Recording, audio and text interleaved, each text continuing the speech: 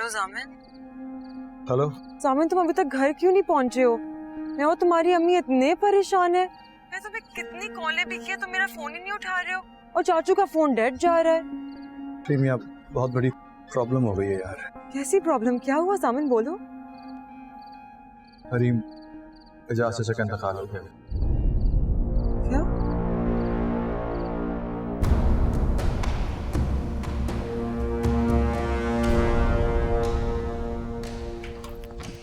मम्मा, मम्मा उठे। मम्मा। क्या हो गया भाई? आ गए हैं दोनों? नहीं। क्या हो गया? तुम क्यों इतनी परेशान लग रही हो? मम्मा, एजाज चाचा का इंतकाल हो गया है। क्या? जामिन की अभी कॉल आई थी, वही बता रहा था मुझे। लेकिन वो लोग तो शादी में गए हैं। जामिन ने ज्यादा तफसील से कोई बात नहीं की, बस यही कहा कि एजाज चाचा का इंतकाल हो गया है और कि वो लोग अभी नहीं आ सकते वापस, और कि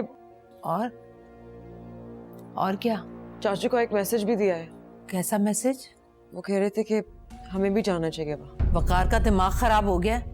हम क्या करेंगे वहां जाकर? मम्मा, जो भी है आखिर वो हमारे सगे रिश्तेदार थे, बाबा के छोटे भाई थे वो। तुम आधी रात को मुझे ये मत बताओ कि कौन हमारा सगा रिश्तेदार था और कौन नहीं। जब बाबा वापस आएंगे आप उन्हें क्या जवाब देंगी? तुम बाबा की फिक्र मत करो, मैं बात कर लूंगी। तुम जाओ, जाकर आराम करो अपने कमरे में, जाओ। और सुनो, मुन्नज़ा को भेज देना। जी।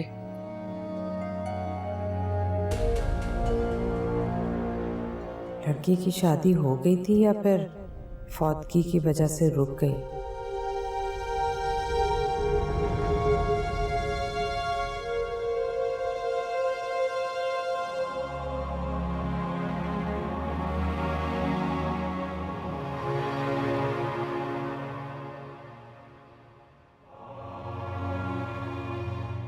सहर बेटा, रुखसती का वक्त आ गया। अपने अब्बा को रुखसत। नहीं बेटा, मेरे बाबा कहीं नहीं जाएंगे। सहर बेटा, मेरे बाबा कहीं नहीं जाएंगे।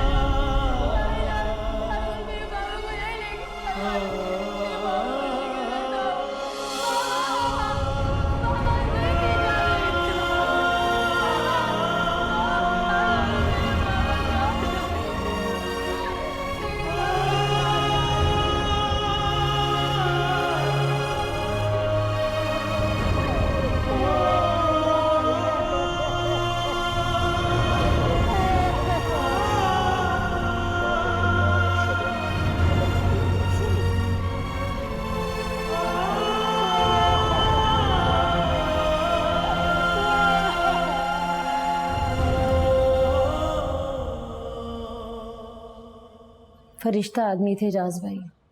मोहल्ले में आज तक उन्हें किसी ने ऊंची आवाज में बात करते हुए नहीं सुना था। अल्लाह उनके दर्जात बुलंद करे। आमीन। मौत को किसी से मफर नहीं। आपने वैसे ही जन्नत कमा ली भाई साहब। एक मरते हुए इंसान की आखिरी ख्वाहिश पूरी करना बहुत बड़ा नेकी का काम है। मुझे पूरा यकीन है आप लोग सहर बेटी का बहुत ख्याल रखेंगे। जामिन बेटा, उसने रो रो कर अपनी हालत तबाह कर ली है। मैंने और मेरी बेटी ने बहुत कोशिश की मगर वो कुछ नहीं खा रही। तुम उसके पास जाओ, अब तो तुम उसके शौहर हो, तुम कहोगे तो वो खा लेगी।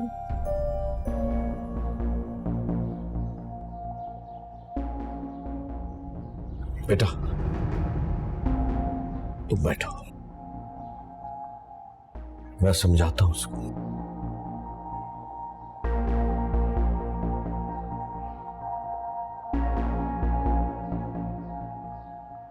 जामिन बिन माँ बाप की बच्ची है, उसका बहुत ख्याल रखना बेटा, उसे हमेशा खुश रखना।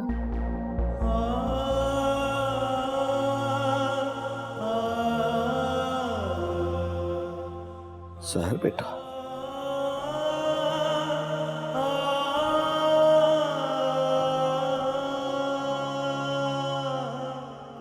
सब्र करो मेरा बच्चा, अल्लाह ताला की यही रजा थी। सब्र करो। सके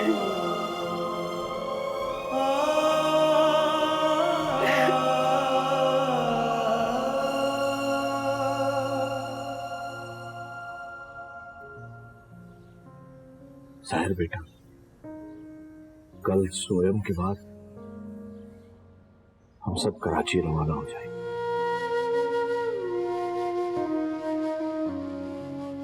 बेटा, बस अपनी जरूरत की चंद चीजें और कुछ कपड़े रख लेना, बाकी सामान ले जाने की जरूरत नहीं।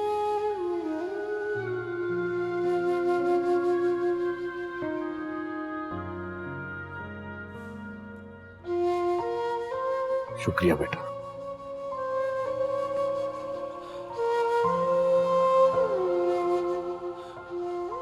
खाना खा लो। मुझे भूख नहीं है ताया। बेटा, मैं तुम्हारा ताया हूं, बल्कि अब तो मैं तुम्हारे बाप की जगह मेरी इतनी छोटी सी बात नहीं मानोगी। खा लो।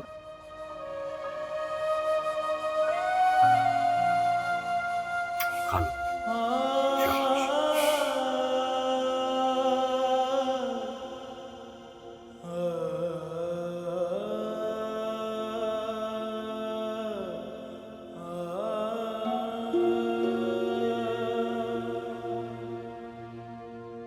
आपने काम फंसा दिया है बाबा मुझे। क्या किया आपने मेरे साथ? जामिन, रिलैक्स करो, जज्बाती मत हो, आराम से बात करो। क्या आराम से बात करूं आपसे? निकाह कर दिया आपने मेरा, उस लड़की को बीवी बना दिया मेरी, जिसको मैं ठीक से जानता तक नहीं हूं बाबा। तो बताओ क्या करता मैं?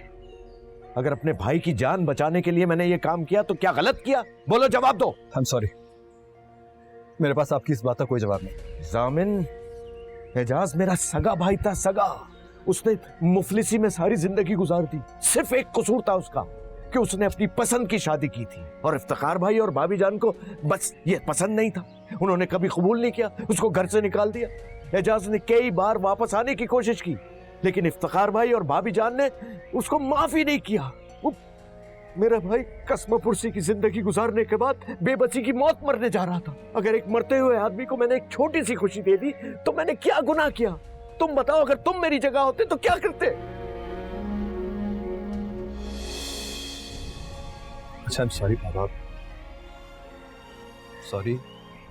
अच्छा, आप रोएं तो नहीं ना? ऐसे तो ना करें बाबा, प्लीज। आई एम सॉरी ना। मुझे पता है बेटा,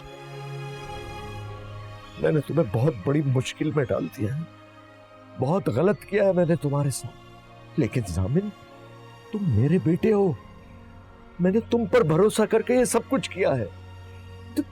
तुम परेशान मत हो, मैं सब ठीक करूंगा।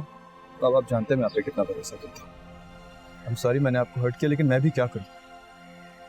आप जानते हैं ना, जिंदगी ने मेरे साथ कितना अजीब मजाक किया है। मुझे तो समझ में नहीं आ रहा कि कराची जाके मैं हरीम को कैसे फेस करूंगा, घर वालों को, अम्मी को क्या मुंह दिखाऊंगा, क्या कहूंगा उनसे। तुम्हें मुझ पे भरोसा है? कौस बाबा, करता हूं भरोसा आप पे, इसीलिए तो। परेशान मत हो, रिलैक्स करो, सब कुछ मुझ पर छोड़ दो।